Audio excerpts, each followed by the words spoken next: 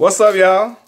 What's going on, man? Important debate. I was just talking to my mother in the background. I'm keeping right here just for references, personal references for this video. So I just watched the interview with Killer Mike.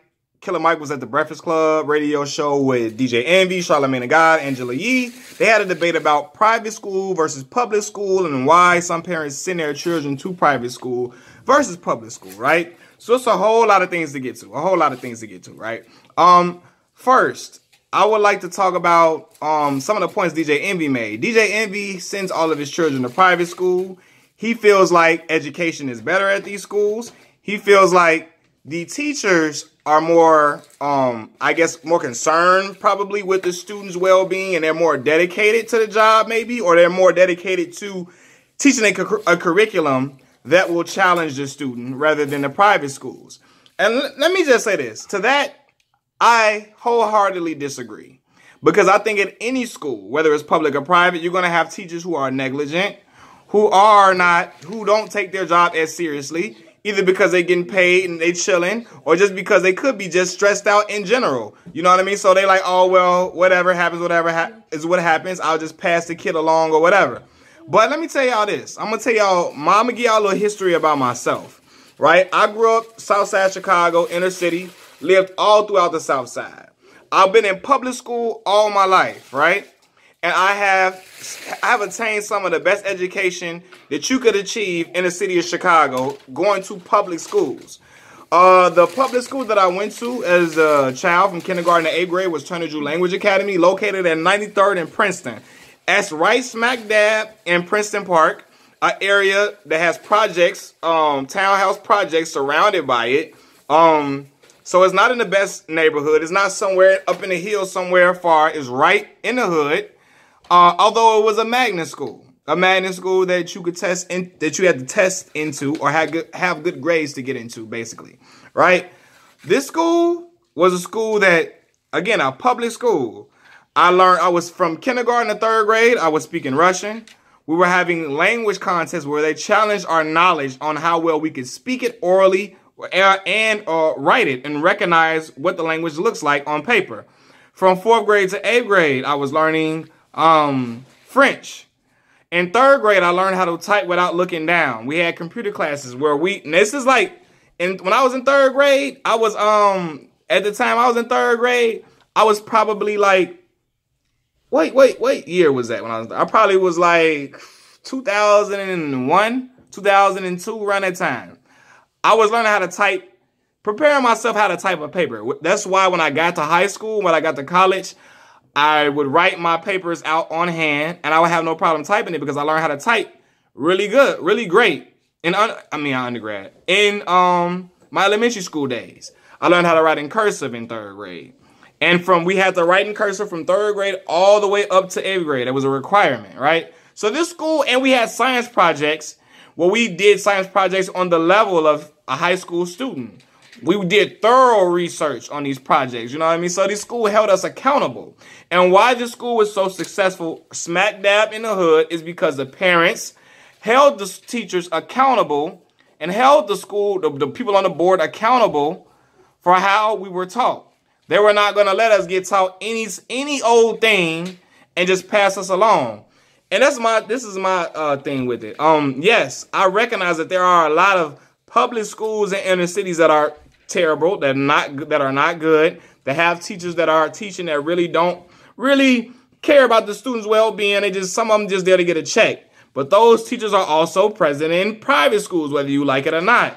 Yes, they're held to a certain higher standard per se, but why can't the schools in the inner city where the poor black kids go to school at, why can't they be held to the same standards?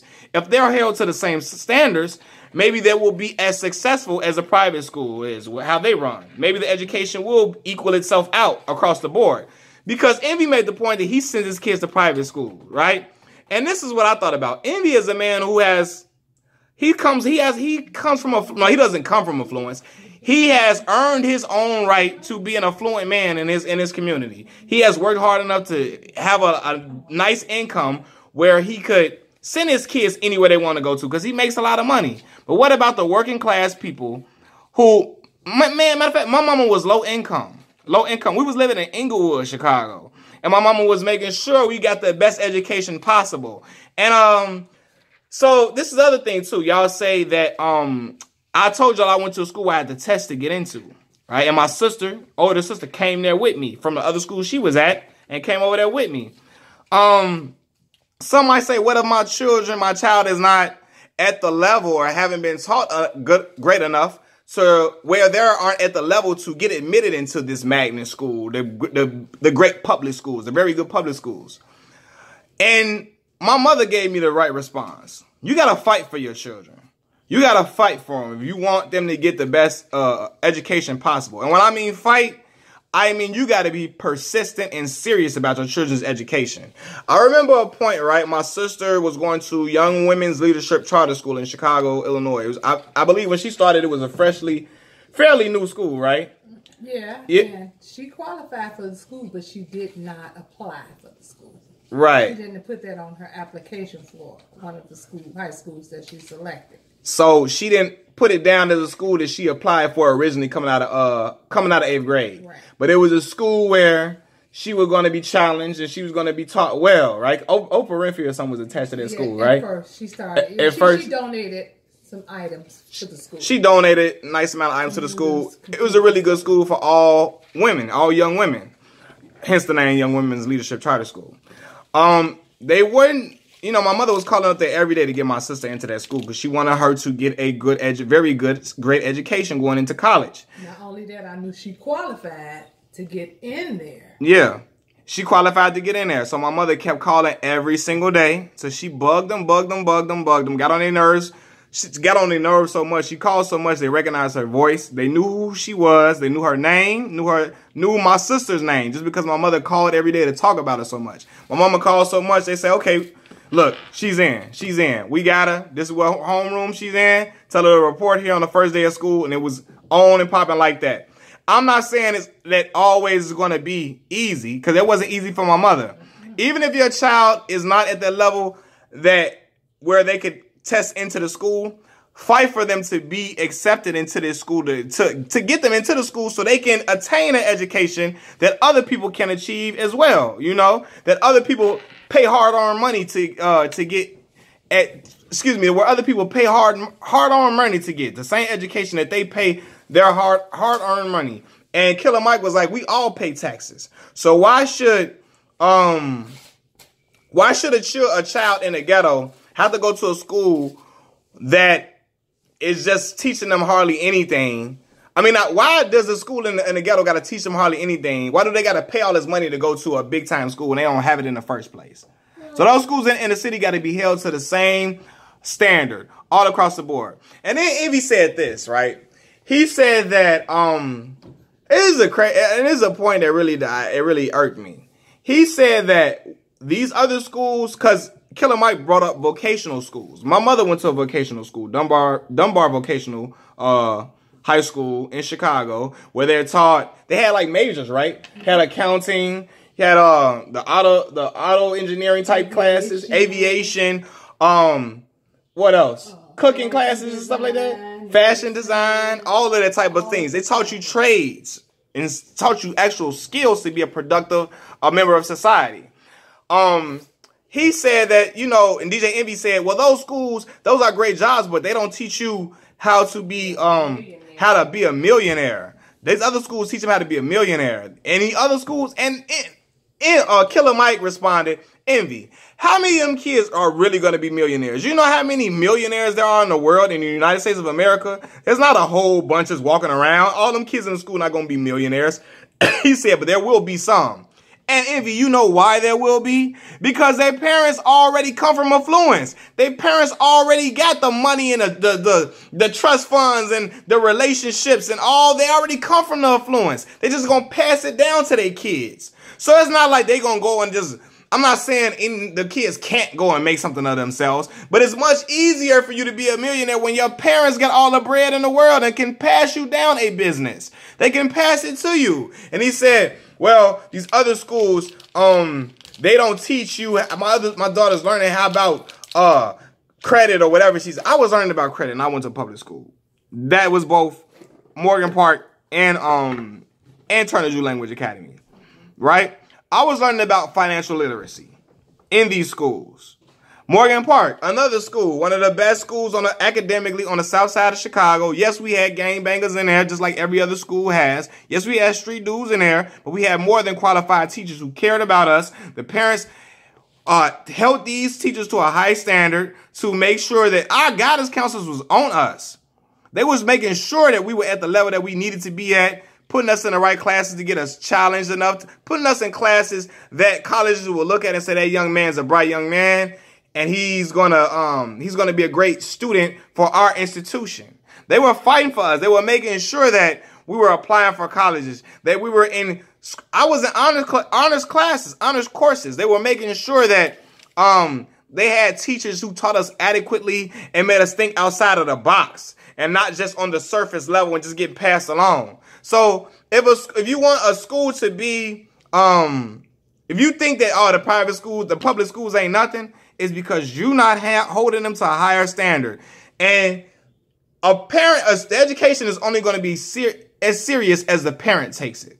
If the parent takes it seriously, then the education should be taken seriously. If you're not persistent and you don't care about the education of your child, yes, they're going to be getting passed along in a school where they're not learning nothing. Yes, they're going to be at a school where ain't nothing happening because ain't nobody complaining, ain't nobody saying nothing about it.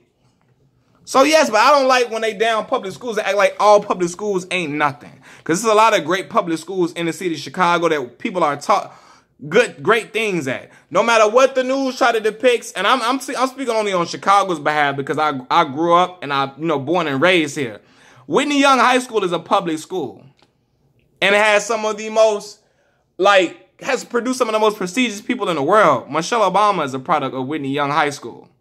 Morgan Park High School, my high school, Mae C. Jemison, the first African-American woman astronaut from Chicago. Morgan Park High School, my high school. She came from that school, and she went on to do working with NASA, right? So don't tell me that public schools ain't good enough. It's about you holding them accountable. Killer Mike also brought up a point. You got to vote on a new board if you think your school ain't good enough. Your school ain't challenging your child enough. Vote on a new board. Vote on a board to get the right people in there. And then he also brought up the point of, he said people go and spend all this money to send their kids to private school. And I'm not down in private school at all. I'm not. I promise you I'm not. I promise you I'm not doing it at all. You know what I'm saying? You have a right to choose, right? I'm not down in it at all. What I'm saying is that,